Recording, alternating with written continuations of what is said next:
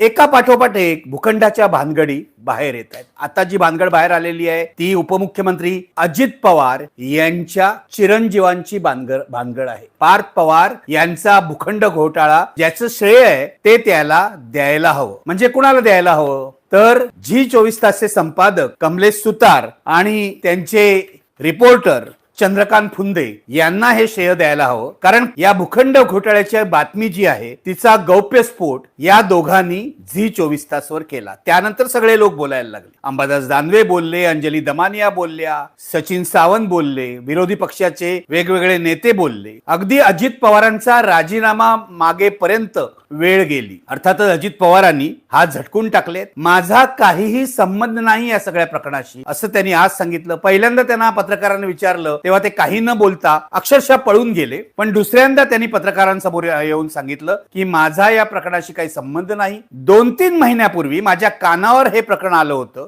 तेव्हा बेकायदेशीर काही करू नका अशा सूचना मी दिल्या होत्या. म्हणजे एक लक्षात घ्या, हा भूखंड घोटाळा अशा प्रकारे होतोय याची बातमी अजित पवारांपर्यंत पोहोचली होती. अर्थातच पार्थ पवार जर यामध्ये इन्व्हॉल्व असतील तर अजित पवारांपर्यंत पोहोचणारच. अजित पवारांच्या कानावर या गोष्टी आल्या होत्या आणि त्यावेळेला त्यांनी ते असं म्हणतात की सांगितलं होतं की बेकायदेशीर गोष्टी करू नका.